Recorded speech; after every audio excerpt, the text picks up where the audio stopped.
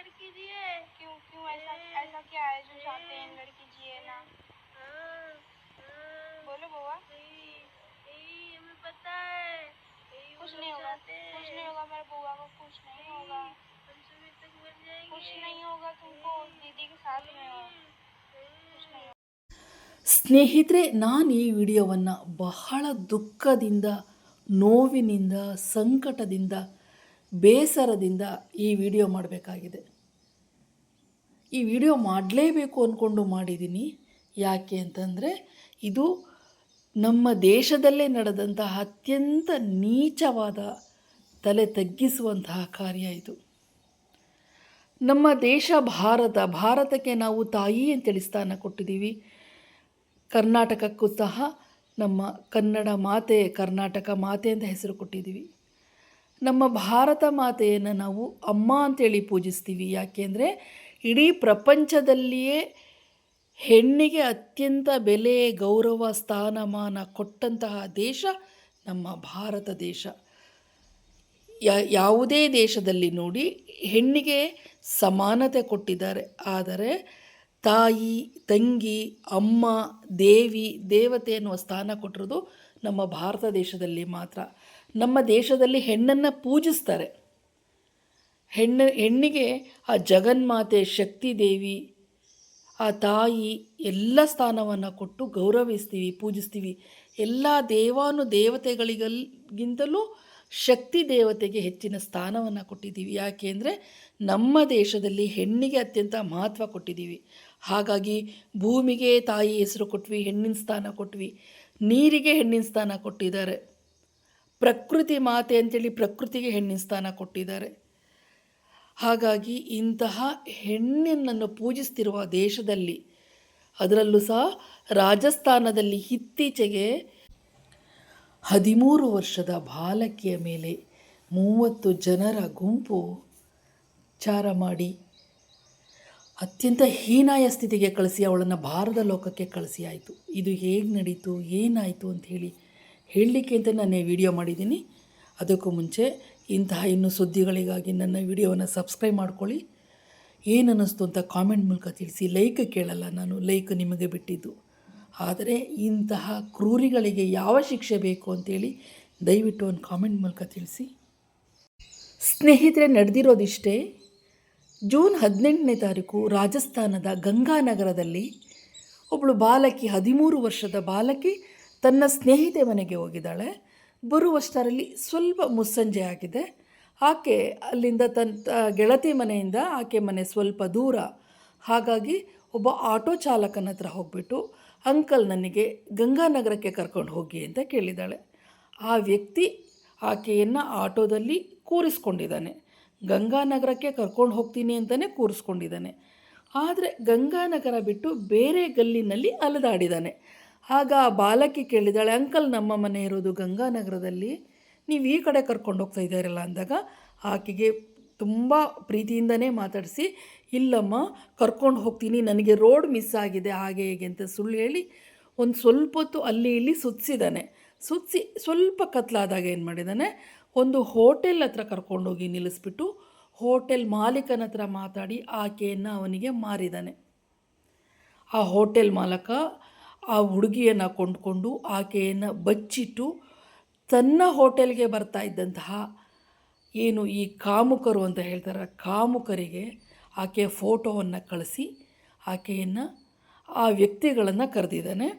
ಕರೆದುಬಿಟ್ಟು ಆಕೆಯ ಮೇಲೆ ಅತ್ಯಾಚಾರಕ್ಕೆ ಅವಕಾಶ ಮಾಡಿಕೊಟ್ಟಿದ್ದಾನೆ. ಸತತ 5 ದಿನಗಳ ಕಾಲ 30 ಜನ ಕಾಮುಕರು 4 ಹೋಟೆಲ್ಗಳಿಗೆ ಆಕೆಯನ್ನು ಶಿಫ್ಟ್ ಮಾಡಿ ಆ ಮಗುವನ್ನು ಹೀನಾಯವಾಗಿ ಹಿಂಸಿಸಿದ್ದಾರೆ, ನೋಯಿಸಿದ್ದಾರೆ, ಚಾರ ಮಾಡಿದ್ದಾರೆ. ಇಂಥ ಘೋರ ಕೃತ್ಯ ನಮ್ಮ ದೇಶದಲ್ಲಿ ನಡೆದಿದೆ ಅಂತ ಹೇಳ್ಕೊಳ್ಳೋಕ್ಕೆ ನಾಚಿಕೆ, ತಲೆ ತಗ್ಗಿಸುವಂತಹ ಕೆಲಸ ಇದು. ಆ ಮಗುವನ್ನು ರಕ್ಷಣೆ ಮಾಡಿ ಹಾಸ್ಪಿಟ್ಲಿಗೆ ಸೇರಿಸಲಾಯಿತು. ಆ ಮಗು 4 ದಿನಗಳ ಕಾಲ ICUನಲ್ಲಿ ಇದ್ದು ತನ್ನ ಕೊನೆಯ ಉಸಿರನ್ನು ಎಳೆದಿದ್ದಾಳೆ. ಆ ಬಾಲಕಿ ಹಾಸ್ಪಿಟ್ಲಿನಲ್ಲಿ ತನ್ನ ತಂದೆ ತಾಯಿಗಳ ಹತ್ರ ಅಲ್ಲಿ ನಡೆದಂತಹ ಎಲ್ಲ ವಿಷಯಗಳನ್ನು ಹೇಳಿ ಅವಳು ಕೊನೆ ಉಸಿರನ್ನು ಎಳೆದಿದ್ದಾಳೆ. ಸ್ನೇಹಿತರೆ, ನಮಗೆ ಇಷ್ಟು ನೋವಾಗ್ತಿರುವಾಗ ಹೆತ್ತ ತಂದೆ ತಾಯಿಗಳ ಸಂಕಟ, ನೋವು, ದುಃಖ ಅದು ಎಷ್ಟು ಇರ್ಬೋದು ಅಲ್ಲ. ಆ ಆ ಬಾಲಕಿಯ ವೇದನೆ ಎಷ್ಟಿರ್ಬೋದು. फंसेंगे वो लोग, वो सब फंसेंगे। क्यों पुलिस वालों ने क्या किया है? क्यों मार डालने में वो मारना चाहते हैं। क्यों मारना चाहते हैं? वो ना मारना चाहते हैं, वो नहीं चाहते हैं लड़की जिए। क्यों क्यों ऐसा ऐसा क्या है जो चाहते हैं लड़की जिए ना? बोलो बुआ। हमें पता है कुछ नहीं होगा, कुछ नहीं होगा, मेरे बुआ को कुछ नहीं होगा। हम सुबह तक बन जाएंगे। कुछ नहीं होगा, तुमको दीदी के साथ में हो। कुछ नहीं होगा। आएंगे मेरे मरने के बाद तुम सब फंसेंगे। कौन कौन सब फंसेंगे? कौन सब फंसेगा? पुलिस वाले फंसेंगे। फंसेंगे वो लोग, वो सब फंसेंगे। क्यों पुलिस ಆ ಬಾಲಕಿ ಭಯದಿಂದ ನರಳಿರೋದೆಷ್ಟು ಹಿಂಸೆ ಅನಿಸುತ್ತೆ ಅಲ್ವಾ. ನೆನೆಸ್ಕೊಂಡ್ರೇ ತುಂಬ ಮನಸ್ಸಿಗೆ ನಮ್ಮ ಮಕ್ಕಳನ್ನು ನಾವು ಹೇಗೆ ಕಾಪಾಡ್ಕೊಳ್ಬೇಕು ಅನ್ನೋ ಭಯ ಶುರುವಾಗುತ್ತೆ. ಆ ಮಗುಗೆ ಹೊಡೆದಿದ್ದಾರೆ, ಆ ಮಗುಗೆ ಅವಳು ಹಠ ಮಾಡಿದ್ದಾಳೆ ಅಂಥೇಳಿ ಅವಳಿಗೆ ಮದ್ಯಪಾನವನ್ನು ಕುಡಿಸಿ ಅವಳಿಗೆ ಅರೆಜ್ಞಾನಾವಸ್ಥೆಯಲ್ಲಿ ಅವಳಿಗೆ ಹಿಂಸೆಯನ್ನು ಕೊಟ್ಟಿದ್ದಾರೆ, ಅತ್ಯಾಚಾರವನ್ನು ಮಾಡಿದ್ದಾರೆ. ಇಂಥ ಕ್ರೂರಿಗಳಿಗೆ ಯಾವ ಶಿಕ್ಷೆ ಕೊಡಬೇಕು ಅಂತೇಳಿ ನೀವು ದಯವಿಟ್ಟು ಕಾಮೆಂಟ್ ಮೂಲಕ ತಿಳಿಸಿ. ಸತತವಾಗಿ ಆ ಬಾಲಕಿಗೆ 5 ದಿನಗಳ ಕಾಲ 30 ಜನರು 4 ಹೋಟೆಲ್ಗಳಿಗೆ ಅವಳನ್ನು ಶಿಫ್ಟ್ ಮಾಡಿ ಆಕೆಯ ಮೇಲೆ ರಾಕ್ಷಸರಂತೆ ಎರಗಿ ಆಕೆಯನ್ನು ಜೀವನ್ಮರಣ ಹೋರಾಟ ನಡೆಸಿ ಕೊನೆಯುಸಿರೆಳೆಯುವಂತೆ ಮಾಡಿದ ಆ 4 ಹೋಟೆಲ್ಗಳನ್ನು ಜನರು ಆಕ್ರೋಶದಿಂದ ಆ 4 ಹೋಟೆಲ್ಗಳನ್ನು ಧ್ವಂಸ ಮಾಡಿದ್ದಾರೆ. 4 ಹೋಟೆಲ್ಗಳು ಸಹ ಈಗ ಪುಡಿ ಪುಡಿ ಮಾಡಿದ್ದಾರೆ. ಆ 30 ಜನರ ಸ್ಥಿತಿ ಏನಾಯಿತು ಅಂತೇಳಿ ತೋರಿಸ್ತೀನಿ ನಿಮಗೀಗ. ಇನ್ನೊಂದು ನಾವೆಲ್ಲರೂ ಹೆಮ್ಮೆ ಪಡುವ ವಿಷಯ ಅಂತ ಹೇಳಿದ್ರೆ, ಆ 30 ಜನರ ಏನು ಕ್ರೂರಿಗಳಿದ್ರಲ್ಲ ಅವರನ್ನು ರಾಜಸ್ಥಾನ ಪೊಲೀಸ್ ಜನರ ಕೈಗೆ ಕೊಟ್ಟಿದೆ. ಜನರು ಏನು ಶಿಕ್ಷೆ ಕೊಡ್ತಾರೆ ಅಂತೇಳಿ ಜನರ ಹತ್ರ ಬಿಟ್ಟಿದ್ದಾರೆ. ಆ ಜನರು ಕೊಟ್ಟಂತಹ ಶಿಕ್ಷೆ ನೋಡಿ ಸ್ವಲ್ಪ ಸಮಾಧಾನ ಆಯಿತು. ಯಾಕೆ ಅಂತ ಹೇಳಿದ್ರೆ, ಜೈಲಿಗೆ ಹಾಕಿದ ತಕ್ಷಣ ಅಲ್ಲಿ ಅವರಿಗೇನು ಶಿಕ್ಷೆ ಇರೋಲ್ಲ, ಅವರಲ್ಲಿ ಕಾಲ ಕಳೆಯೋದೇ ಶಿಕ್ಷೆ ಆಗಿರುತ್ತೆ ಅಷ್ಟೇ. ಜೈಲಿನಲ್ಲಿ ಅವರು ಆರಾಮಾಗಿ ತಮ್ಮ ಕಾಲವನ್ನು ಕಳೆದುಕೊಂಡು ಎಷ್ಟು ವರ್ಷ ಸಜಾ ಇರುತ್ತೋ ಅಷ್ಟು ವರ್ಷ ಸಜಾ ಮುಗಿಸ್ಕೊಂಡು ಬರ್ತಾರೆ. ಆದರೆ ಇಲ್ಲಿ ರಾಜಸ್ಥಾನ ಸರ್ಕಾರ ಆ ಕ್ರೂರಿಗಳನ್ನು ಜನರ ಕೈಗೆ ಕೊಟ್ಟಿದ್ದು ಇಡೀ ದೇಶವೇ ಒಂದು ನೆಮ್ಮದಿ ಪಡುವಂತಹ ಒಂದು ಘಟನೆ ಆಯಿತು. ಅದು ಆ ಘಟನೆಗೆ ಸಾಕ್ಷಿಯಾಗಿ ನಾನು ನಿಮಗೆ ತೋರಿಸ್ತೀನಿ ನೋಡಿ. ಏನು ಸಾರ್ವಜನಿಕರು ಆ ವ್ಯಕ್ತಿಗಳನ್ನು ಥಳಿಸ್ತಾ ಇದ್ದಾರಲ್ವ, ಇದೇ 30 ಜನ ಕ್ರೂರಿಗಳು ಆ ಮುಗ್ಧ ಮಗುವನ್ನು ಕೊಂದವರು, ಆ ಮಗುವನ್ನು ನರಳಿಸಿ ಇಲ್ಲವಾಗಿಸಿದವರು. ರಾಜಸ್ಥಾನ ಸರ್ಕಾರ ಮಾಡಿದಂತಹ ಇದೊಂದು ಕೆಲಸ ನಾವೆಲ್ಲರೂ ಖುಷಿ ಪಡಬೇಕಾಗಿದೆ, ಹೆಮ್ಮೆ ಪಡಬೇಕಾಗಿದೆ.